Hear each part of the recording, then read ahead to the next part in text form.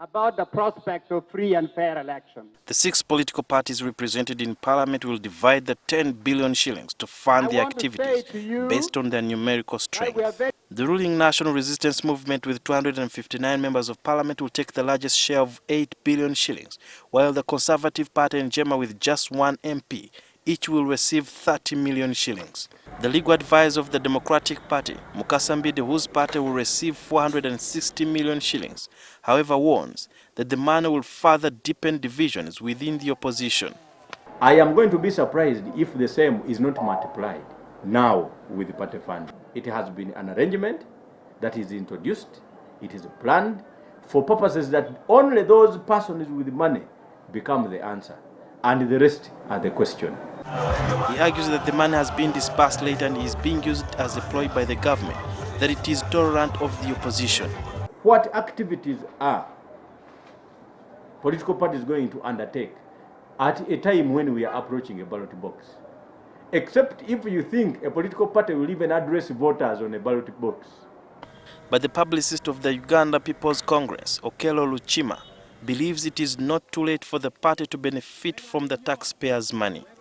We think it is a good thing. Why? Because, one, it will minimize the use of public funds or public resources by the incumbent regime. Okello argues that funding political parties from public coffers should be based on activities undertaken by various political parties rather than the numerical strength or representation in Parliament. He further says that this will set an unleveled ground for competition ahead of the 2016 general elections.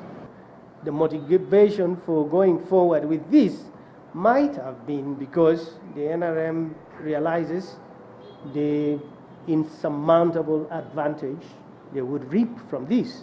In a phone interview with NTV, the Secretary General of the Forum for Democratic Change, FDC, Ali Salaso, also faults the method of distribution. The Auditor General should account if a political party, as we all know, the NRM does not submit their annual contributions. They are not audited. The funding provided by the government to political parties may be helpful, but it is dwarfed by the huge demands. Political parties will have to look elsewhere for funding. Organizations like IRI in the International Republican Institute. Other sources of funding for political parties remain largely limited.